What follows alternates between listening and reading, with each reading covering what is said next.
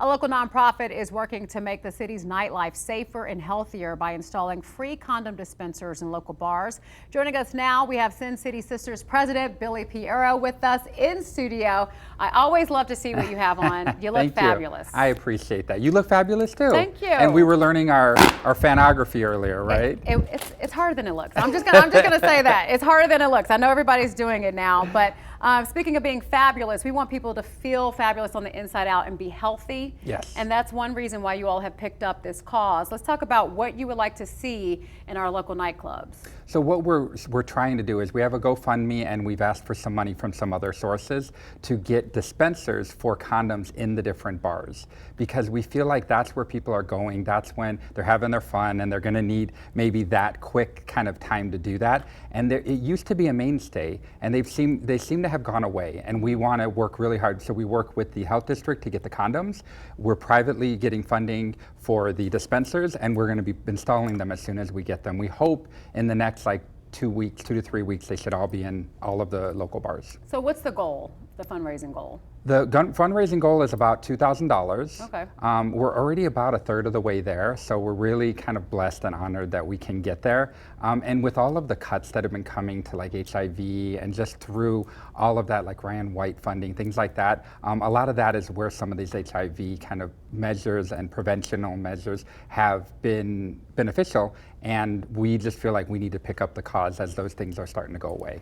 Yeah, and I think we were talking about this in commercial break about how, as more and more people are living longer with HIV, that may be a concern for people who don't have it, thinking, oh, well, it's not as bad as it used to be. It's not the death sentence it used to be. Do you worry that sometimes, especially the younger generation, because they're not hearing about it day in and day out, that it may be, not top of mind and something that they're not considering? I do worry about that a little bit, because it's definitely not the death sentence, which is a great thing that it used to be. But I know the sisters, we're doing everything that we can to remind people. It's kind of funny, in about a month is going to be World AIDS Day. And one of the things that we do is we go to all the bars and we do a bar ministry inside of them. So we really go to where people are to remind them, because they might not go to a vigil, but they're going to go to a bar, maybe have a drink or whatever. And we feel like that's a better way to kind of engage and remind them of what a significant time this is. And it's great that we're living longer. Right, it is an excellent thing that we're living longer, because I do remember that time when people would see it on the news all the time, especially in the 80s, when everyone thought, okay, this is an immediate death sentence, and we're seeing people live happy, healthy lives. We're also seeing drugs like PrEP, for example, that's also helping people stay undetected or help them prevent from getting it in the first place. You're knowledgeable. You got your facts. Look there. At me. It's like I'm a journalist. Ooh, I did not expect you to say that.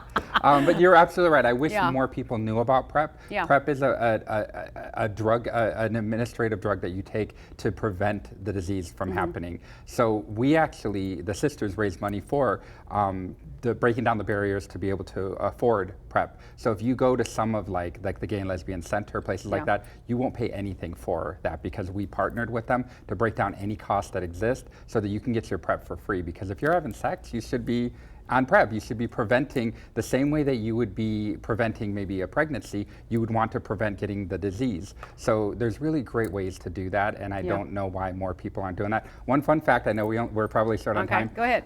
People with HIV and AIDS are actually living longer lives, not just because of the medicine, but because our average span of life is longer than people that don't have it, because people with HIV and AIDS go to the doctor more often, on average, like once or twice a year. That's a good so point. They're catching all the other things that have nothing to do with HIV before it becomes a problem that might kill you, where our counterparts are not going until they feel like there's something wrong. And then, so it's just, I'm an advocate to go to the doctor more and get yourself examined, because in the HIV world, we're doing that so often that we're getting things caught on a much regular basis, and we're actually expanding our lifespan longer than our counterparts. I love that. I love the fact that you all are meeting people where they are. That's so important when you're trying to fight the spread of this disease. So keep doing what you're doing. If you would like to help them out, where can they go?